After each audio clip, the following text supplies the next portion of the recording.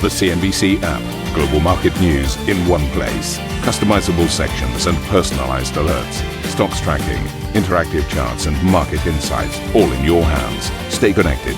Stay informed. Download the CNBC app today. Welcome to Squawk Box Europe. I'm Karen Cho with Steve Sedgwick and Ben Boulos. These are your headlines. UK Prime Minister Keir Starmer and his Labour Party see bruising losses in local elections, with Reform UK making substantial gains, calling the PM's future increasingly into question. The US and Iran exchanging fire around the Strait of Hormuz as Washington waits on a response to its proposal to end the war. But President Trump insists the latest incidents do not violate the two sides' fragile ceasefire. They trifled with us today. We blew them away. They trifled. I call that a trifle. I'll let you know when there's no ceasefire. You won't have to know. If there's no ceasefire, you're not going to have to know. You're just going to have to look at one big glow coming out of Iran. Commerzbank upping its outlook as it looks to fend off UniCredit, but gets a tepid reaction in pre-market trade. The CEO, Bettina Orlopp, tells our very own Annetta the German lender is worth more.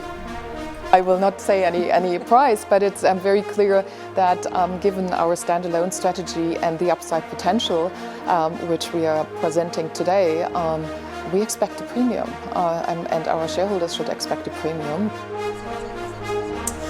And a federal court rules Trump's 10% global tariffs illegal. But the US leader is still coming out with a new threat against the EU, warning of higher levies if the bloc does not approve its trade deal.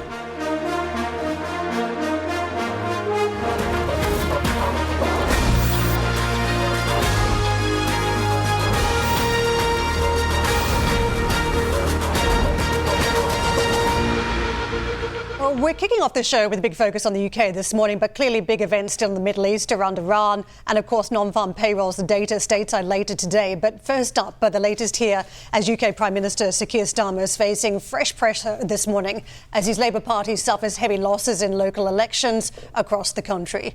The far-right Reform Party, led by Nigel Farage, has been the big winner so far, taking over 300 local seats, although counting will continue throughout the day. These results seem to confirm pre-election polling that pointed to a major fracture in British politics, away from the traditionally dominant Labour and Conservative parties towards Reform and the Greens. As things stand, Reform UK have gained over 300 seats in local councils throughout England.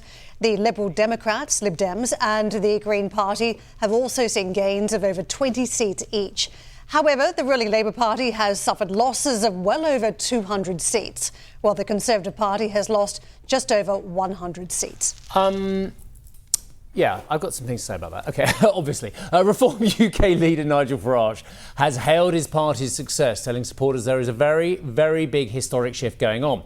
Farage went on to say Reform is performing better than he had expected. The Green Party leader Zach Polansky has called on UK Prime Minister Keir Starmer to listen to people and go as votes continue to be counted. Polansky hit out at the government's handling of the cost of living crisis, saying the Green Party was the only one with real plans to help people.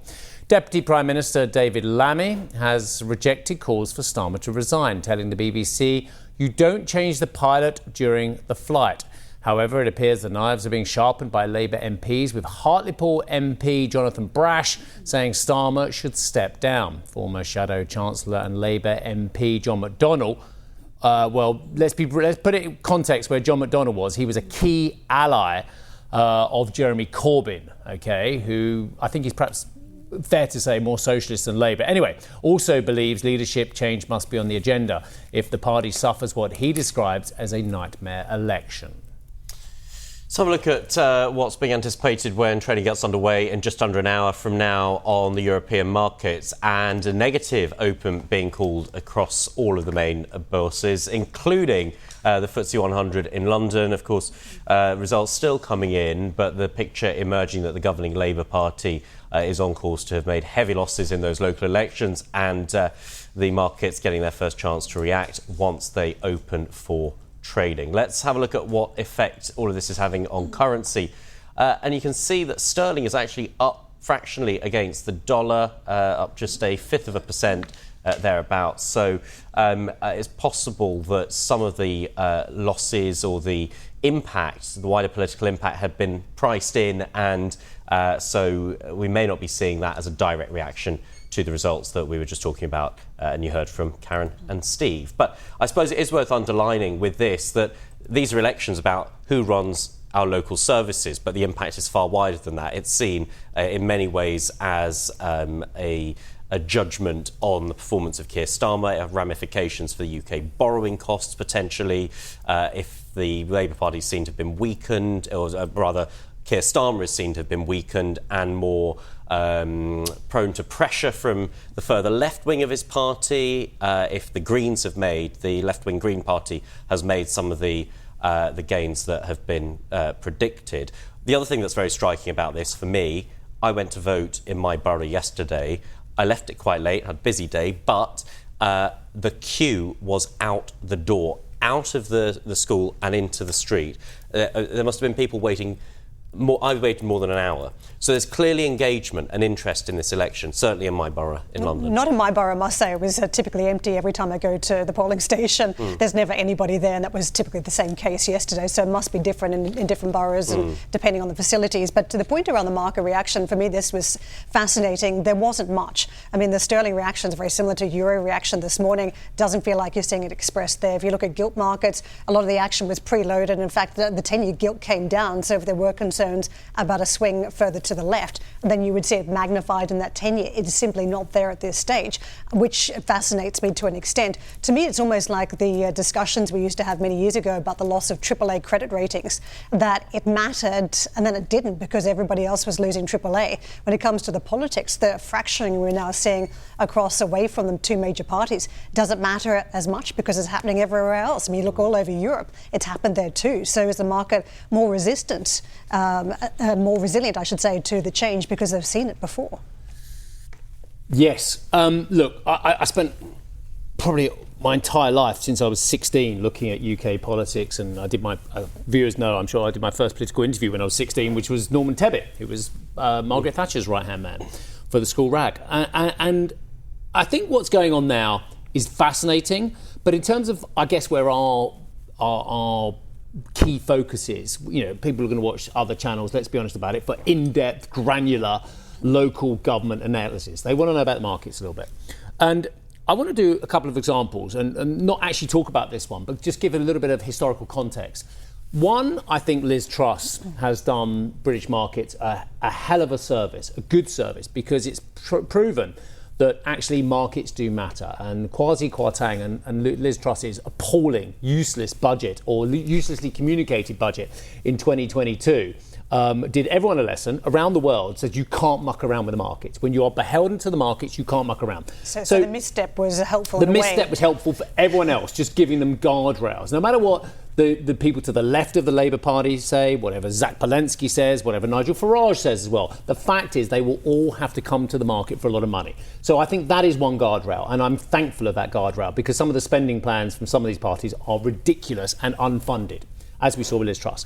Then I want to go back a bit further in history, and I just want to go back to Greece. Not to Peloponnesian Wars this time, but you'll be pleased to know I'm not going to quote that book again. But I just want to go back to Alexis Tsipras. Now, Alexis Tsipras, as Karen and I know, because I've spoken to him many times, and I think you did as well, was the boss of Syriza. And before he was elected in 2015 and became the Prime Minister of Greece, he was looked on as an absolute nightmare for the European Union, absolute nightmare for the coordination. He is going to rip up the rule book. He's a populist. He's a completely anti-Europe. And what happened when he became Prime Minister? Nothing. He conformed. And I know that obviously we have a different regime now in Athens, but the fact of the matter is Greece continued its recovery under Tsipras. Greece did not fall out of step with its budgetary and fiscal and monetary requirements to stay on board with its recovery from the depths of the great financial crisis. My point here is populists say a lot of things when they're out of power. When they come to power, funnily enough, they start conforming. The spending element is just one part of the equation these days. I mean, typically we talk about whether government is business friendly or not. If we just stare across to the United States, the form of capitalism that Trump is now bringing, very different to a conservative style of politics. The intervention we've seen in terms of the government owning companies, buying companies, re-gearing the economy to ensure that it's fit for the future. Typically, a lot of these policies may have been reformist, sort of left-wing policies to take ownership in companies. If you think about any particular change in politics here, if it were to happen, would that be perceived in the same vein? I mean, Andy Burnham was talking about the type of socialism, business-friendly socialism that he's talking about. I mean, what does it even mean in this type of era? How different would that be to Trumponomics? Just for our international audience, Andy Burnham is the mayor of Manchester. Yes. He's a former MP, he's a former cabinet minister. Andy Burnham is the man that many people are saying could take over from Keir Starmer within the Labour Party, but he has one small problem. He's not an MP. He's not an MP, and you can only be there's the Prime Minister if you're an MP. So there are people who want him to stand for becoming an MP, but the controlling organisation at the top of the Labour Party is called the NEC, which is dominated at the moment by Keir Starmer and his allies, and they have blocked his progress so far. So the point is that the stripes that we could see, if there's a change of government or if there is a move to reform, what sort of interventions could we see in the marketplace? What sort of change and how business friendly would that be if that were to eventuate? And if there's a swing to the left of politics, if it was a Labour Party still, but a change of the helm and not Sir Keir Starmer, I mean, what would that look like in the context of an environment where we're not talking about left and right, very traditional politics that the market used to be able to gauge very firmly, very easily? Yeah, and just picking up on some of the points you've both made, I think maybe what we'll see in the markets is a reaction to the fact that actually it's Reform, the right of centre party, the right-wing party, that has taken many of the seats, rather than necessarily it just being a victory for the left-wing Green Party. And Reform, I mean, Nigel Farage, the leader of Reform, I think very much seen as someone who is a more business-friendly figure, certainly, based on his background and so on. And I think, maybe what we're seeing, I was saying that the sterling reaction that we saw there, you can't say for certain, obviously, why currencies are reacting in a certain way, but I wonder whether the reading of the results so far is that maybe the Labour Party won't be pulled as far to the left as had perhaps been expected if the Greens had made much bigger gains or taken more seats. And so maybe the results we're seeing are reflective of that, and that view maybe towards Reform UK. Yeah, granular impact there. And let's take a look at what is coming up now. Plenty more on Reform Surge and what it means for Starmer's leadership ahead.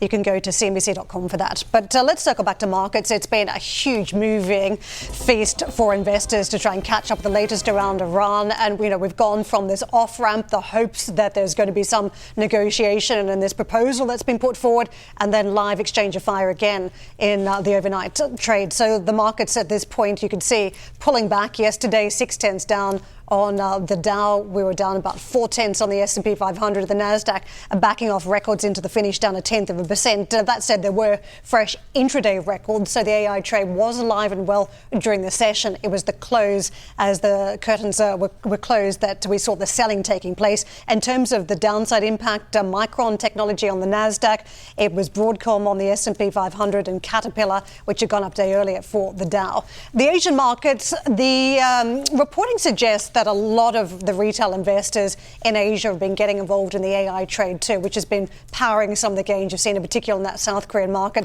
Still above water today, despite red elsewhere. It is holding on to about a 10th plus. Elsewhere, Japanese stocks are just pulling back for the Friday session. Hong Kong's down about 1%, and the Chinese market fairly flat. All eyes on the Xi-Trump conversations next week. That is going to be fairly key for that end of the trade around the Chinese markets. To what we're seeing across in Europe this morning, we had a day yesterday. We gave back some of the stellar gains that we've seen this week. We've been trading up about 0.8% now after 1.1% give back on the stock 600 yesterday. We are now setting up for a Friday that looks somewhat downbeat. 6/10 off 50 futures. The big stocks in Europe, 7/10 plus off FTSE futures. UK market yesterday was down 1.5%, and the DAX also expect to give that back about 0.8% after holding on to gains before the session of about 1.5% for the trading week. So it has been a fairly decent picture here in Europe as investors have traded the upside.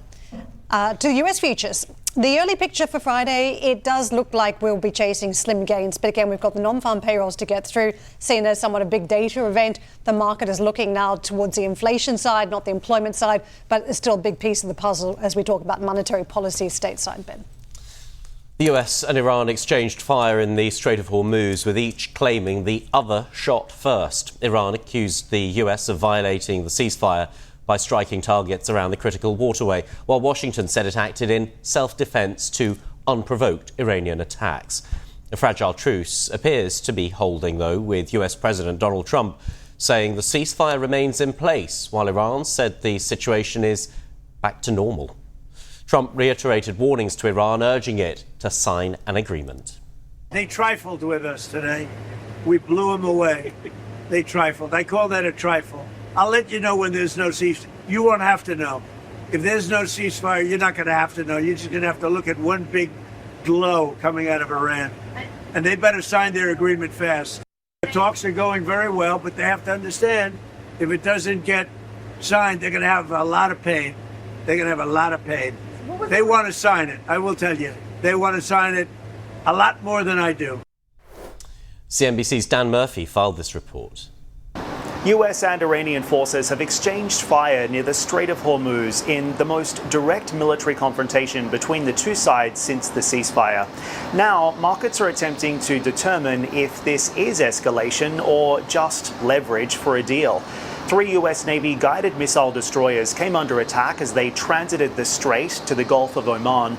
CENTCOM says Iran launched multiple missiles, drones and small boats at those vessels, but no US assets were struck. In response, US forces carried out what it called self-defense strikes, targeting Iranian missile and drone launch sites and command and control locations.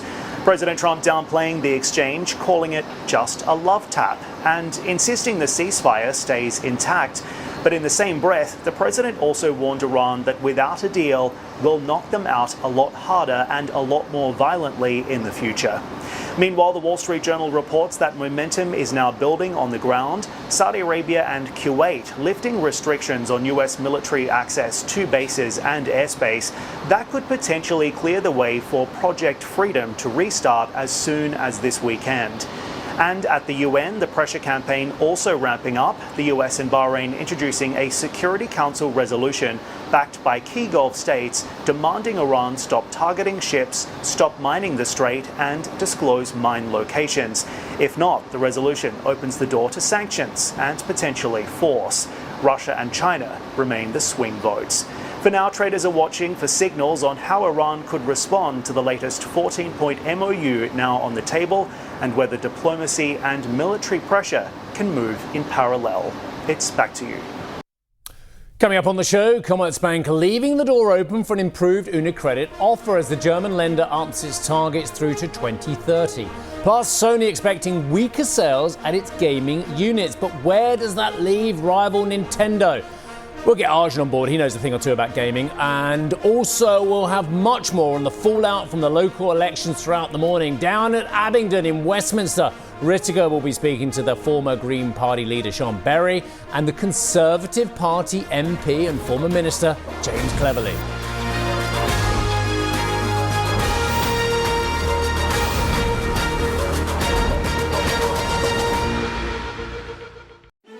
Executive Decisions is the new podcast from CNBC, where I ask powerful leaders about their decisions that changed everything.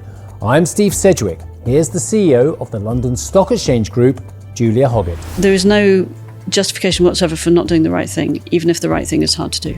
Which also means that if the context changes or the information changes, it is absolutely fine to also change your mind. That's Executive Decisions with me, Steve Sedgwick. Get it wherever you're listening to this.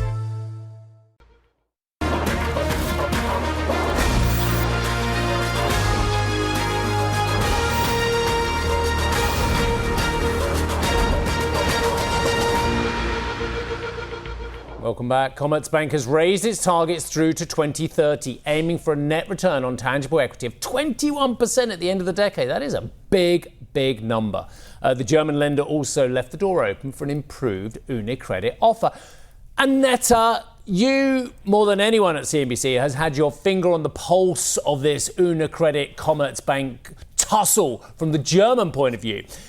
And I guess, I know you've got lots of amazing things to say from your brilliant interview with Bettina Orlopp, but is there a chink of light opening now in that Orlopp, Commerzbank, and maybe the German establishment, and I want to know about them as well, are getting more amenable to a bid?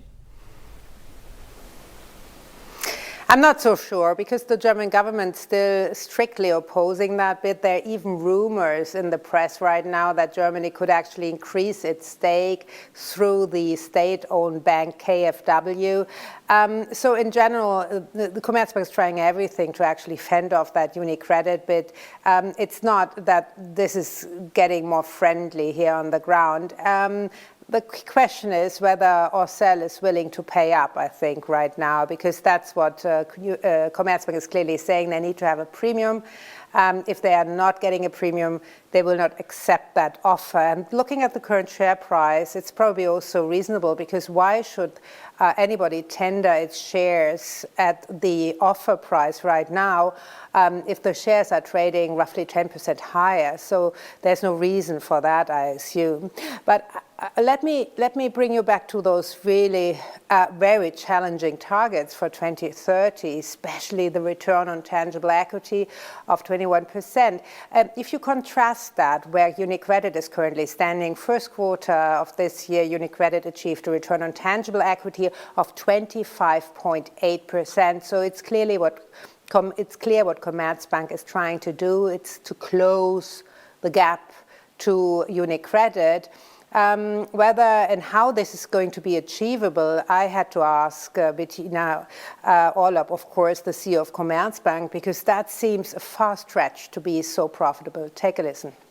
We start now with approximately 12% this year, and then we want to achieve 17% until 2028, and then the 21% up to 2030. So it's really a stepwise approach, and it's the mixture of strong revenue growth. We plan to grow our revenues by 6%, and that is coming from both sides. It's NII, where we see very strong growth driven by our replication portfolio on the one side, but also on with respect to loan and deposit growth on the other side.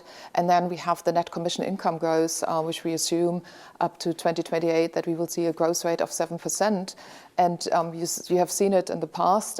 25 we have shown 7%, 24 we have shown 7%, and now in the first quarter we have shown a 9% net commission growth. So we know what we do, and it's coupled with a very good cost discipline. And then let's not forget AI, which is definitely a booster on customer experience and therefore revenues, but also more importantly on efficiency. You're planning on cutting another 3,000 jobs by 2030. Is the Labour Council on board? Yeah, we signed an agreement yesterday, a transformation agreement with the Workers' Council. We have a very trustful relationship. We really discussed the plans up front, and we didn't present them as final things, but we really had a debate on it. And what we can achieve, given that it's a time frame until 2030, that again, we will do that in a very social, responsible way. So we will use natural attrition, we will use upskilling, rescaling, and we will use edge instruments to make that very socially responsible. So what they are planning on doing is quite clear. They're trying to massage the share price as well by also pledging to keep the payout ratio at 100% until a capital ratio of 13.5% is reached. So a lot which might actually help the share price. At the same time, they're still saying they're open for discussions with UniCredit, also rebuking that claim from Orcel that there's not enough meetings to understand the business model of Commerzbank correctly. So take a listen once again what Bettina wants. I did ask her directly what share price she wants to have, but of course she wouldn't comment on that. Take a listen.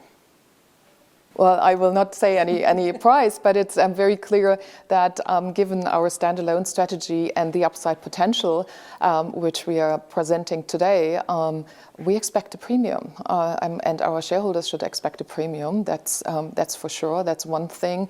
And the other thing is that if you see the plan laid out by UniCredit, it's a restructure, shrinking strategy, and we believe it's not reflecting the strengths of our business model, and that are the asks. It's probably more integration into UniCredit's business model, I assume, what they are offering. So what is the response to UniCredit, and when are you willing to engage in talks?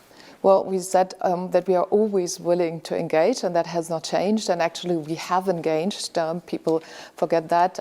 We had more than 10 meetings in the past months together with UniCredit, where there would have been plenty of opportunity to specifically ask questions on the standalone strategy. Because if you look on the plan, it's very much focused also when it comes to potential on the standalone strategy of Commerzbank. And lots of things could have been discussed in all the investor meetings which we have done.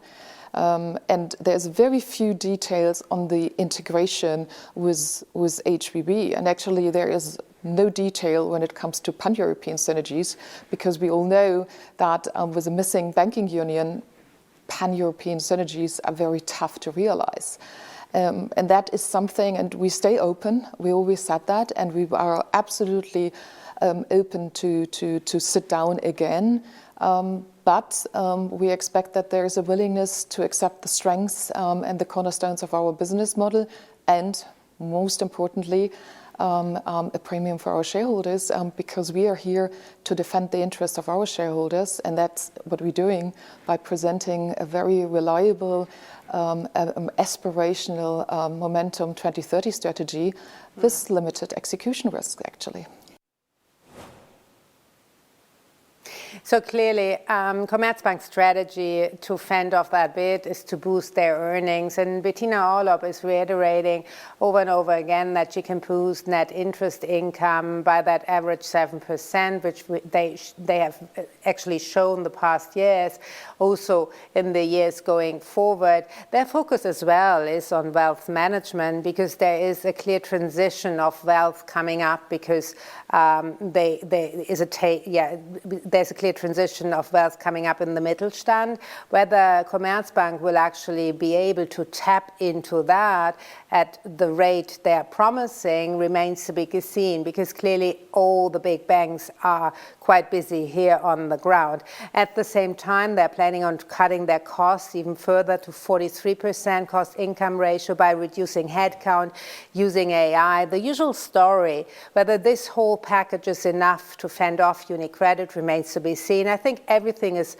up to whether Orchel is willing to pay a premium of probably another 5% on the current share price level, which is currently sitting at roughly €36 for Commerzbank.